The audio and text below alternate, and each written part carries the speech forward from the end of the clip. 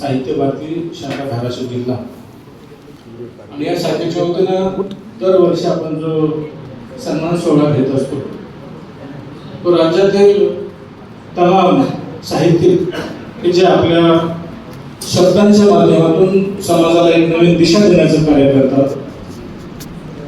काही मंडळी समाजकार्य करत असताना केवळ मी, माझं घर, माझी लेकरं आणि माझी बायको किंवा माझा पती याच्या पुढेही जाऊन मी समाज सुद्धा माझंच कुटुंब आहे आणि त्याचं देखील मी काही देणं लागतो असे विचारधारा जोपासणारे सामाजिक संस्थेचे काही कार्यकर्ते पदाधिकारी असतात. तर त्यांच्या सुद्धा पाठीवर एक कौतुकाची थाप टाकणं सर्वांचं कर्तव्य असतं आणि मग या भावनेनं हा कार्यक्रम आपण दरवर्षी घेत असतो. राज्यभरातून खूप चांगल्या पद्धतीचा उत्तम असा प्रतिसाद या साहित्य पुरस्कारांना मिळतो. यावेळेस देखील खूप उत्तम असा प्रतिसाद मिळाला होता. थोडा कार्यक्रम घेण्यासाठी उशीर झाला, त्याबद्दल मी सर्व पुरस्कारार्थींचे मनापासून दिलगिरी व्यक्त करतो. परंतु हे जे कोल्हापूर असेल, बाळवा असेल, बार्शी असेल, पुणे असेल, बुलढाणा असेल, आमच्या खंडूंची संस्था आपली माणसं धाराशिवकर असतील, या सर्वांचा थोडा उशिरा का होईना परंतु या निमित्तानं आपण सर्व कार्यक्रमाच्या माध्यमातून सन्मान सोहळा करण्यासाठी उपस्थित झालेलो आहोत. आणि या कार्यक्रमाच्या ज्यांच्या शुभास्ते कार्यक्रम मुख्यत्वे होणार होता ते आमचे राणा जगदीश पाटील साहेब येणार होते, परंतु त्यांच्या डॉक्टर साहेबांची तब्येत थोडीशी बिघडल्यामुळे त्यांना हॉस्पिटलाइज केल्यास त्यामुळे त्यांना मुंबईला परत जावं लागलं. त्यामुळं ते आज आपल्या या मंचावर नाही. परंतु या आमच्या कानडे सरांनी सुरुवातीला सांगितल्याप्रमाणे या जिल्ह्याच्या प्रशासनाच्या अत्यंत यशस्वी आणि धाडसी पद्धतीनं अत्यंत कल्पकतेनं धोरण आपल्या खांद्यावर घेऊन या जिल्ह्याची एक वेगळी ओळख निर्माण करण्याचं कार्य या प्रशासकीय प्रमुख म्हणून आपली भूमिका जी पार पाडत ते डॉक्टर कीर्तिकुमार पुजारी सर या कार्यक्रमाला आवर्जून उपस्थित आहेत.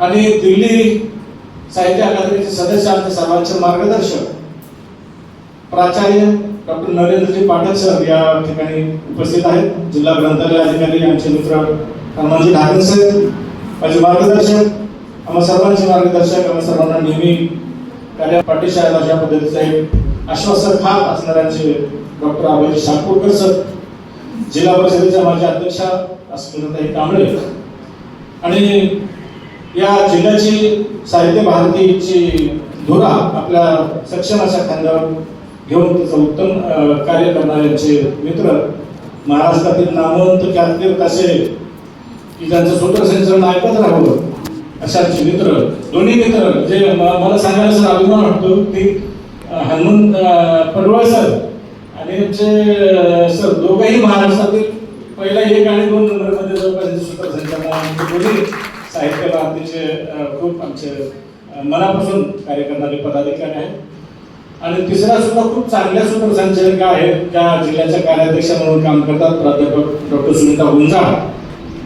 सर्व सन्मान्य उपस्थित पुरस्कारार्थी माझे बंधू भगिनी आणि माझे बांधवांनो, या कार्यक्रमाच्या निमित्तानं एक वेगळा मोका असतो की ज्या साहित्यिक मंडळी आहेत आपल्या जिल्ह्यामध्ये की त्यांच्या कार्याला, त्यांच्या लिखाणाला कुठे चांगल्या पद्धतीने वाव द्यावा, केलेल्या लिखाणाचं कौतुक व्हावं आणि या पुरस्काराच्या माध्यमातून त्यांना नवी चालना, नवी उमेद आपल्या लिखाणामधून निर्माण व्हावी की आपल्या समाजाला पूर्वी सांगितल्याप्रमाणे एक चांगली दिशा कोण देऊ शकतो तर साहित्य देऊ शकतो. मोठ्या स्वातंत्र्य चळवळीपासून सुद्धा साहित्यिकांनी आपल्या साहित्यातून, आपल्या लेखणीतून स्फुल्लिंग चेतवण्याचं कार्य केलेलं आहे आणि त्या स्फुल्लिंगाच्या माध्यमातून अनेक क्रांतिकारक तयार झाले, अनेक लोकांच्या मनामध्ये ही स्फुल्लिंग निर्माण झाला आणि या भारताला स्वातंत्र्य निर्माण कालच आपण तो दिवस आपला साजरा केला स्वातंत्र्याचा, त्याला सुद्धा कारणीभूत अनेक मोठ्या प्रमाणात साहित्यिकच आहे. त्यामुळे या मंडळीच्या पाठीशी राहणं, या मंडळीचं कौतुक करणं, या मंडळीच्या लेखी हाताला बळ देणं हे कार्य साहित्य भारतीच्या माध्यमातून आम्ही सातत्यानं करत आलेलो आहोत. या सगळ्या पुरस्काराला आम्ही हे 3रं वर्ष आहे पुरस्काराचं. खूप चांगल्या पद्धतीनं दर्जेदार अशाच साहित्यिकांना ही 2 जणांची समिती तयार करून ते लिखाण आम्ही 2 जणांकडे पाठवतो आणि 2 जणांच्या परीक्षणातून ज्यांचं कोणाचं नाव आमच्याकडे येईल त्याचा आम्ही कसलाही विचार न करता मग ते कोण आहेत कुठले आहेत अशा व्यक्तींना आम्ही हा पुरस्कार प्रदान करण्याचे कार्य करतो.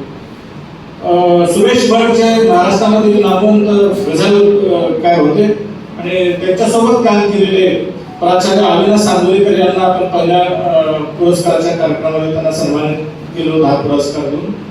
आणि त्याचसोबत धाराशिवमध्ये एक वेगळी ओळख की शिवजयंती तर प्रत्येक ठिकाणी होते, परंतु धाराशिवची शिवजयंती ही खऱ्या अर्थाने शिवजयंती कशा असते पाहण्यासारखी असते.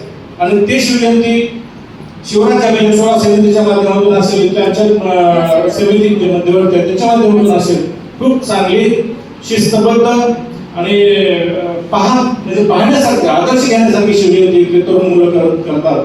तर ते आमचे विष्णूजी इंगळे त्यांचे सर्व सहकारी काकडे सेवा असतील आणि सर्व सहकारी हे खूप चांगलं शिवजयंतीचं या धाराशिव जिल्ह्यामध्ये कार्य करतात. त्यांना आपण पहिल्या वर्षात सामाजिक संस्थेचा पुरस्कार दिलेला होता.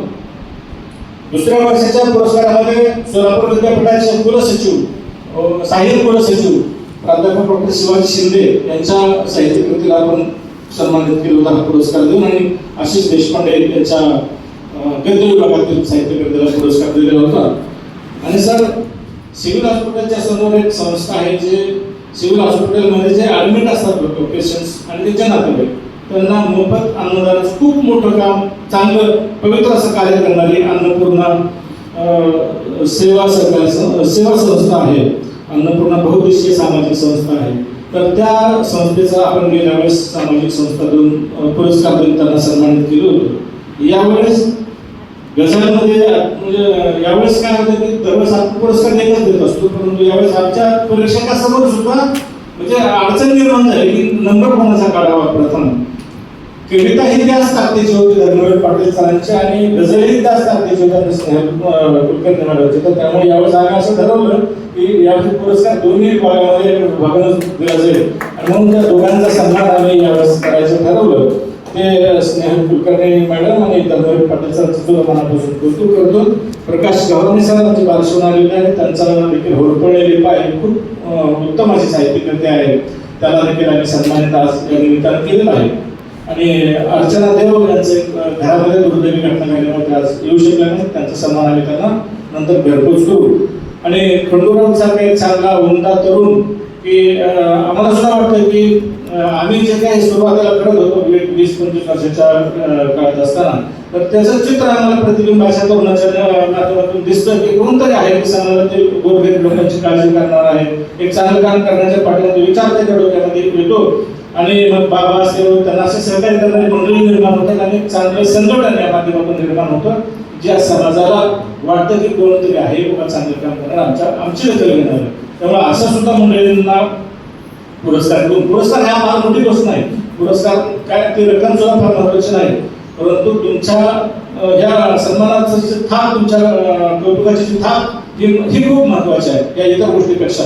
की त्यांना सुद्धा वाटेल की आपल्या या कार्याची दखल समाज घेतोय.